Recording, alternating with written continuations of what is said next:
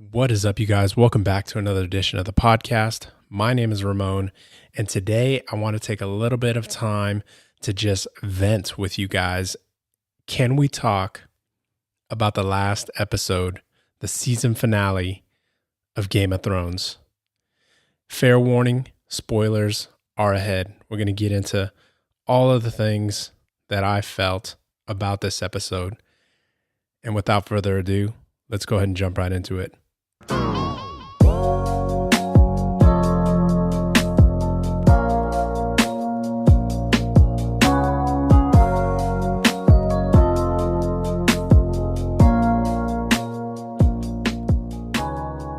Come on now, Game of Thrones. I cannot believe what I just saw. I just finished watching the season finale of Game of Thrones, and I'm just completely disappointed. As a fan of the books and of the show, I felt like it was just a complete and total letdown. There was just too many things that just felt like it was extremely lackluster in the department of, this is where we wrap things up. This is where we come to this huge conclusion. And now I think that the final season altogether had its hiccups. It felt rushed. There were a lot of episodes that really just kind of ended like, oh, that was it. Because the entire season and even the books, they build upon this huge future story that is unfolding. There's so many plot twists. There are so many just OMG moments that happen throughout the show that I felt this one really missed the mark. Now, I might be alone in this. There are subreddits where people are very displeased with certain things. I'm not speaking bad about Clegane Bowl. I know that was very well received. I think that the battle at Winterfell with the Night King, that was definitely an edge of your seat kind of battle. The way that the Night King fell so easily, I get it. We're on the last season. We got to wrap it up. Unfortunately, you coming toe to toe with Arya Stark. She gonna put that dagger in that belly, and she did. So I get it. I get that they wrapped that up pretty quickly. They made it from the inception of the show, the very beginning. The Night King was just this force that was just going to sweep over all of the living. So I was expecting something more. I was expecting him to be the big bad. But they just put a pin in that and moved on. And we came across this battle at King's Landing that was just a slaughter. Daenerys just murdering tons of innocent people. I mean, the war had been won, yet she continued to burn the place to the ground. Now, the way that Cersei had died, again, she was another big bad. Excuse me, we're talking about someone who had done so many malicious things. Her time was coming. It was time for her to pay that bill. And I felt that the show didn't really deliver to those of us who may have really wanted her to get what was coming to her. It was just it fell short in that regard. Her and Jaime, the roof collapsed on them. That was it. I mean, that episode in itself, it was just like, come on, really? And then the whole flying that dragon over the city and just sweeping everyone with dragon fire. It was like, where's this coming from? Character development and whatever, it just felt like it was out of left field. Like it was just so out of character. And again, the books, they touch on different things, frame of mind, what is going on, a deeper, richer story that the show can really not convey. But I felt that the show had built her up in a way that this was out of character, or this was out of left field. There are other videos that I had watched prior to watching this episode that explain how foreshadowing and all these other things that had been done in the past kind of left little breadcrumbs or little hints that she might go off the rails at some point. So with that, it's like, okay, well, you can argue where she was coming from, and you can argue that yes, in fact, she was going to go crazy at some point and just go full blown Mad Queen. So she ends up sacking all of King's Landing and then gets into this speech about how this isn't it.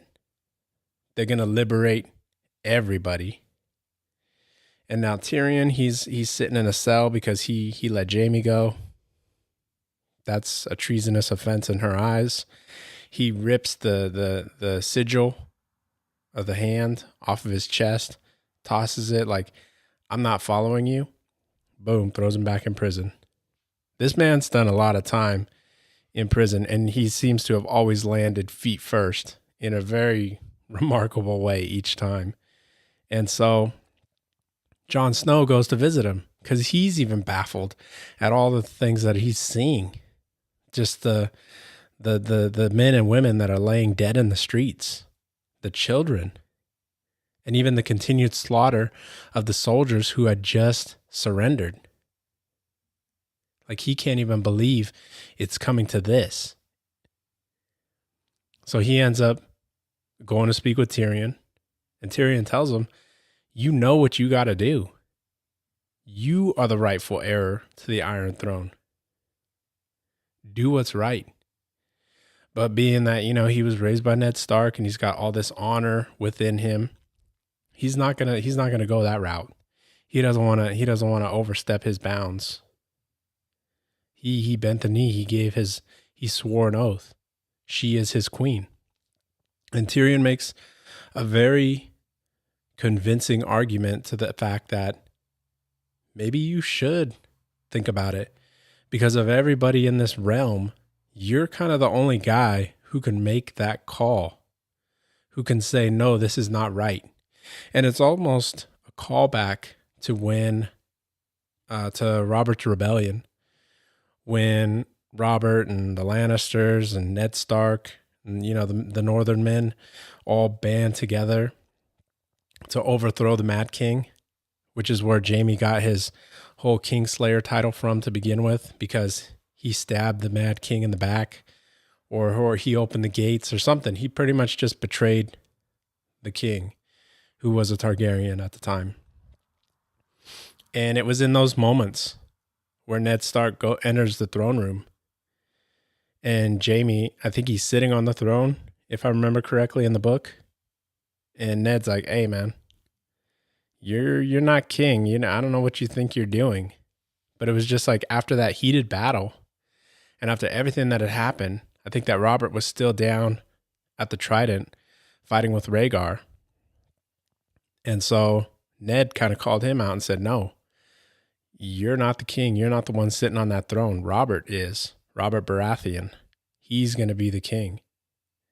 And it was kind of the same thing. Whereas here, Daenerys, she's made it. She's crossed the sea.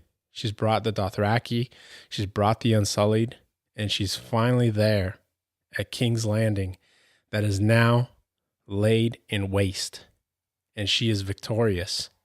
And there's a pretty nice scene. She's walking up to that throne and she's looking at it like her whole life, her brother had instilled this in her. We're not from here. We have a home. We were royalty. And we were taken as children away because they were killing all of our family. And so to have that, and to have that focus that you need to fight your way back home, you need to fight to get back what was yours, and then to finally be there. It was a pretty good moment. I'll give them credit for that, the way that they filmed it. That, yeah, she was finally there. She was finally at the Iron Throne after all these years, all this time, all this war. And Jon Snow, he's like, he's got to talk to her because this is crazy what's going on. So he makes his way to the throne room. First, he has to pass the dragon, the last dragon that's left. And he gives him the sniff test, and it's like, okay, you're good. You can go. So he makes his way into the throne room, and there's nobody there. It's just the two of them. And he's like getting emotional. Like, show mercy to these people who have surrendered to you. Show mercy to the people, to the women, to the children, to the families that are left. And Daenerys is just stuck in her way. Mercy's weakness. It's not going to happen. And she says that she knows what's right. And she's going to make things right. And he asks, well, what about other people that think they know what's right? And she hits him back with that. They don't get to choose. Kind of just driving that nail in the coffin of any quarrel that he may have been having in his mind at the time. It's now solidified that, yes, in fact, you are willing to go and burn it all down, innocent and otherwise. But she's like thinking it's something different. And she's telling him, be with me. Let's build this together. Let's do this together. And he hits her with that, you are my queen. And this, that, and the other. They kiss and then boom, stabs her right in the heart.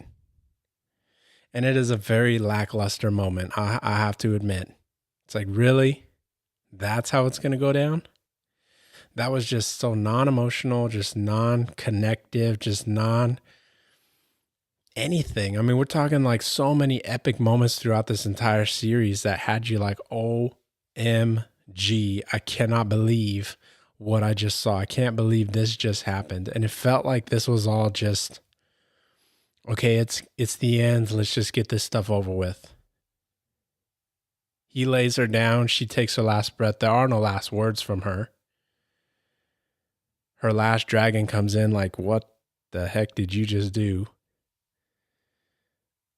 Has a little hissy fit and then takes her and flies off. And that's it. That's the last you see of her. That's the last you see of the dragon. And it's like we're time jumping now. Now it's like Tyrion's all scruffy. He's being hauled out to the dragon's pit where they had all convened when they needed to convince them that the Night King was real and that the undead were real or a real threat to the realm. And he's been brought out there and everybody's there. Yara, you got a dude from Dorne. You got the little boy who was still on that memory milk. He's there. I think he's the Prince of the Vale, Lord of the Vale. You got Sansa and Arya and Bran. And they're all kind of like, they're there because the Unsullied, they have King's Landing. They've brought Northern men down because apparently Jon's been imprisoned. I was kind of like thinking to myself, how's he going to get out of this situation? What's going to happen? And they don't even tell you that. It's just, oh yeah, he's in jail. They got him captive. And Tyrion's like, just the rest of the show, like, I want to explain it, but it's just the whole time I'm thinking to myself, really? My wife and I were sitting there and it's like, really? Come on. It felt like it became comical after that. The battle was over and now we're like cracking jokes. And so long story short, they pick Bran as the king and I want to talk about, I really want to talk about it more, but I just feel like it was extremely lackluster. I was just really disappointed. I had hoped that it would have ended like with some edgier seat, like this can't be the end of the series. Because some season finales, they do end with major cliffhangers like, what? Keep going. But this one, it's nothing. Literally, Jon is like sent back to the Night's Watch. And it's hilarious too, because Tyrion is named Hand of the King. Like Bran tells him, I want you to be my hand. And it's like time after time, this dude just continues to land on his feet. And Tyrion goes to visit Jon in his cell and tells him, yeah, you're going back to the wall. You're going to be a man of the Night's Watch because the Unsullied and the Dothraki want you dead. A lot of other people, they want you free. And it seems like this was the only compromise. So it's like, here he is. He saved the realm. He did all these good things. He's an honorable person, but he's getting totally shafted in the end of this. Like, just totally the scapegoat under the bus. You know, his sister Sansa, she's the queen in the north. Arya's like going to go sail to the west. Bran is the king. Tyrion's the hand of the king. You got oh man, I can't even remember everybody's name. Oh yeah, Brienne. She's like fixing Jaime's little excerpt in some book, giving him a happy ending, because the last thing that he was known for was being a father and children with his sister. So she, you know, kind of updates that and, you know, makes him look a little bit better in the end. But still, it's all filler. Even the dude Podrick is made a knight, Sir Podrick. And at that moment, it just feels like some cheesy 90s film, like a 90s ending. Like I felt like I was just waiting for that just 80s music or that 90s music to just drop and then credits would roll. It just felt like really, really cheesy at the end of this whole thing. And Jon Snow, he makes it back to the wall. It's like after all this, you're going back. And they end with him just riding off into the forest north of the wall with the rest of the wildlings. The end. Like, really? All this time? And now I won't get into the nitty gritty. You know, maybe some of the reasons why this season was shorter, why HBO offered the directors 2 more seasons and a lot more money, but they passed on it. Like, they could have taken the time to really develop the end of the story. Because once Daenerys was killed, my wife was like, it feels like this is the beginning of a new story now. What the heck? Like, there was no sense of closure. Only a filler episode with nothing to follow it up. And I don't mind filler episodes when I know there's another season coming, because those just provide more context. But when your filler episode is the season finale, that's not good. But it's whatever. Show's over. I hope to read the books when they finally come out so that I can hopefully get maybe something a little bit more than was conveyed on HBO. But until then, this is what we're left with. I'm pretty sure Reddit's on fire right now with a lot of people expressing their feelings. This is just me expressing mine. You don't have to agree with it. If you do, leave me a comment in the comment section. I'd love to hear what you guys think. If you like this video, be sure to like it. Even though it's not really a video, I know it's a podcast. I do throw these up on YouTube. I'm starting to steer away from putting my face in these videos, and I'm just throwing the audio up there. So if you got this far on YouTube, be sure to leave a like, subscribe. If you got this far on the podcast and you like it, be sure to leave me a 5-star if you catch me on iTunes. And a subscription always helps. But that's all my 2 cents on this. I'm going to step down from my soapbox. Monday, I'm hype. Episode 3, Chernobyl. That's also on HBO. If you guys are catching that, I'm not really doing any reviews or any spoiler stuff. I did do one just talking about it, but I may do another episode once that season wraps up. And that's it. That's all I've got. So as always, you guys, thank you. And until next time, see ya.